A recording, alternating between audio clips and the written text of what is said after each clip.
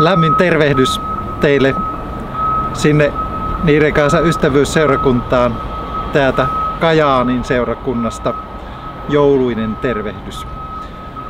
Meille suomalaisille ja aivan erityisesti meille kainuulaisille jouluun kuuluu aina lumi.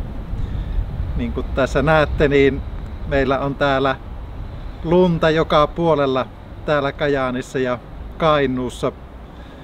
Aivan eteläisimmässä Suomessa saatetaan joka vuosi olla siinä tilanteessa, että sinne joka paikkaan ei lunta saada, mutta täällä Kainuussa on aina lumimaassa, kun joulua odotellaan ja joulua vietetään.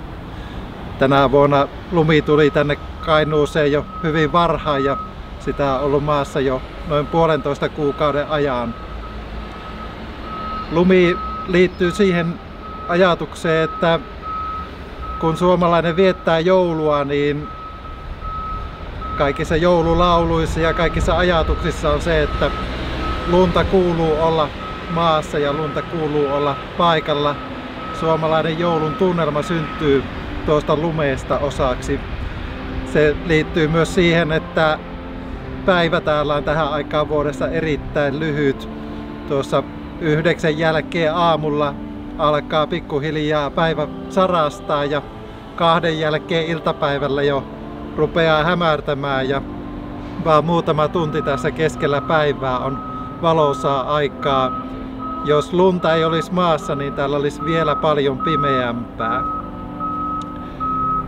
Tuohon lumeen liittyy meillä myös sellainen kristillinen vertauskuvallisuus, kun ajatellaan, että syksyn pimeydessä, kun päivät lyhenee ja päivät pimeenee, niin maa on täällä musta.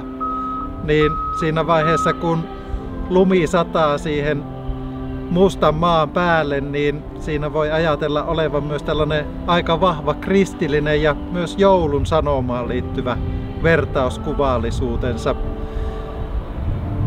Musta maa ja musta ympäristö kuvastaa tavallaan sitä syntiä ja pahuutta, mikä meissä jokaisessa ihmisessä on. Ja tuo valkoisen lumeen voidaan ajatella, että kun se sataa siihen mustan maan päälle, niin se on vähän vastaava kuin vertauskuvallisesti se armo, Jumalan rakkaus, joka peittää meidän synnin ja pahuuden, kun me uskotaan ja luotetaan Jeesukseen Kristukseen.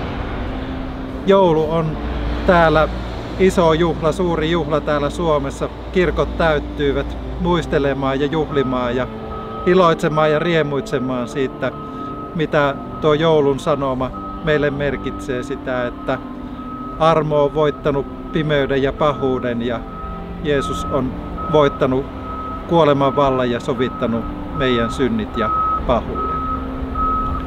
Oikein siunattua ja rauhallista joulua täältä Kajaanista teille.